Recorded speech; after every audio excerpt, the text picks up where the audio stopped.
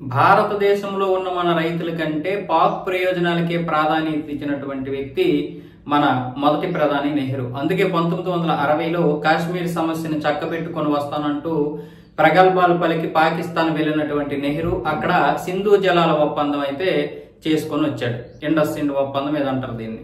ఈ సింధు జలాల ఒప్పందం చేసుకుని ఎలా వచ్చాడంటే మొత్తం చేనాబ్ నది వాళ్ళదే, జీలం నది వాళ్ళదే. అసలు నిజానికి ఈ నీరు హర్యానా, రాజస్థాన్కి రావాల్సినటువంటి ఈ నీటిని పాకిస్తాన్కి ఇచ్చేశాడు. మరి కశ్మీర్ సమస్య ఏమైంది? కశ్మీర్ సమస్యను పరిష్కరిస్తారు కదా అని అంటే కశ్మీర్ సమస్యను తర్వాత చూసుకుందాం, వాళ్ళు అదే చెప్పారంటూ వచ్చాడు. మరి ఇలాంటి గొప్ప మేధావైనటువంటి ఈ ప్రధాని నెహ్రూ గారు చేసినటువంటి నిర్వాహకం వల్ల ఈ రోజు రాజస్థాన్, హర్యానా చాలా అంటే చాలా నష్టపోయాయి. లేదంటే ఇప్పటికీ సస్యశ్యామలంగా ఉండేవి. అయితే ఎప్పుడైతే పహల్గామ్ దాడి జరిగిందో ఆ దాడితో పూర్తిగా మనమైతే ఈ ఒప్పందానికి అయితే తిలోదకాలు ఇచ్చేసాం. ఇక అంతర్జాతీయ సమాజం కూడా ఇందులో తలదోర్చడానికి లేదు. ఇప్పుడు ఆ సింధు జలాల కోసం పాకిస్తాన్ విపరీతంగా ప్రాధాయపడుతుంది. అయినా సరే మనమైతే వినే మాట లేదు. దీని గురించి ఈరోజు జయశంకర్ గారు మాట్లాడుతూ పాకిస్తాన్కి సింధు జలాలు కావాలంటే ఉగ్రవాదాన్ని విడిచిపెట్టేస్తే పాకిస్తాన్కి సింధు జలాలు ఏదో కొద్దో గొప్ప ఇస్తాం కానీ పూర్తిగా ఇవ్వలేము.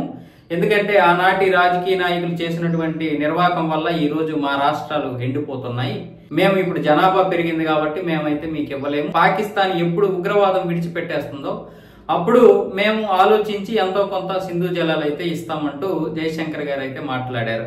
మరి ఇలాంటి పరిస్థితుల్లో పాకిస్తాన్ ఉగ్రవాదం విడిచిపెడుతుందంటే అది ఉగ్రవాదం విడిచిపెట్టదు. ఆకలితో అయినా చస్తారు, దాహంతోనైనా చస్తారు, కానీ ఉగ్రవాదాన్ని విడిచిపెట్టేస్తే వాళ్ళు బ్రతకలేరు, ఊపిరి తీసుకోలేరు. కాబట్టి పాకిస్తాన్ ఎప్పటికీ ఉగ్రవాదం విడిచిపెట్టదు.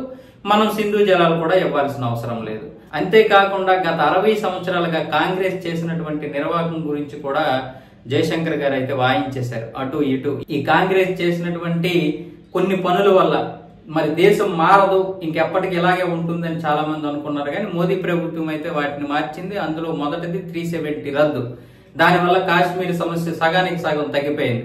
పిఓకే కూడా స్వాధీనం చేసుకుంటే పూర్తిగా అన్ని కూడా మన కంట్రోల్లోకి వచ్చేస్తాయి. ఇప్పుడు రెండోది సింధు జలాల ఒప్పందం. ఈ సింధు జలాలను కూడా ఇక మేము ఎట్టి పరిస్థితుల్లోనైతే పాకిస్తాన్కి ఇవ్వము. ఈ ఒప్పందం కూడా త్వరలో పాకిస్తాన్ కూర్చుంటే పూర్తిగా దీని గురించి కూడా దీన్ని క్యాన్సిల్ చేసే అవకాశాలు కూడా ఉన్నాయని జయశంకర్ గారు అయితే పాకిస్తాన్కి ఆ చెంప ఈ చెంప వాయించేశారు.